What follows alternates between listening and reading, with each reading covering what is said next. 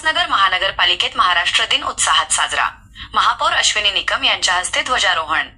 जनगणना 2027 मध्ये नागरिकांनी सक्रिय सहभाग नोंदवावा, आयुक्त मनीषा आव्हाळे यांचे आवाहन. महाराष्ट्र राज्य स्थापनेच्या 67व्या वर्धापन दिनानिमित्त उल्हासनगर महानगरपालिका मुख्यालयात विविध कार्यक्रमांचे आयोजन करण्यात आले होते. महापालिकेच्या महापौर अश्विनी कमलेश निकम यांच्या हस्ते मुख्य ध्वजारोहण संपन्न झाले. यावेळी राष्ट्रध्वजाला मानवंदना देण्यात आली, तसेच महापुरुषांच्या प्रतिमांना पुष्पहार अर्पण करून अभिवादन करण्यात आले. या सोहळ्याप्रसंगी उपमहापौर अमर लुंड, विरोधी पक्षनेत्या अंजली साळवे, गटनेते अरुण आशान, गटनेत्या सुरेखा सुरेश सोनवणे, आयुक्त मनीषा आव्हाळे, अतिरिक्त आयुक्त डॉक्टर धीरज चव्हाण यांसह अनेक मान्यवर उपस्थित होते.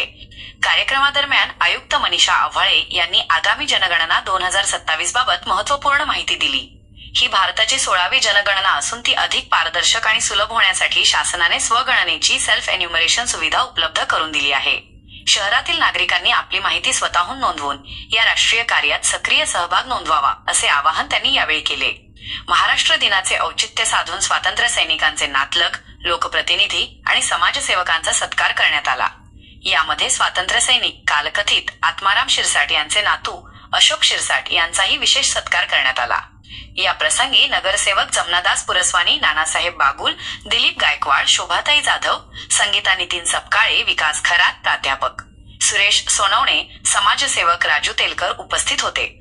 तसेच प्रशासकीय अधिकारी उपायुक्त डॉक्टर दीपाली चौगले, विशाखा मोटघरे, मुख्य लेखाधिकारी किरण भिलारे, सहाय्यक आयुक्त तथा जनसंपर्क अधिकारी अजय साबळे, सहाय्यक आयुक्त गणेश शिंपी, अलका पवार, विशाल कदम, आरोग्य अधिकारी मनीष हिवरे, अंकुश कदम, विनोद केणे आणि महापालिकेचे कर्मचारी मोठ्या संख्येने उपस्थित होते.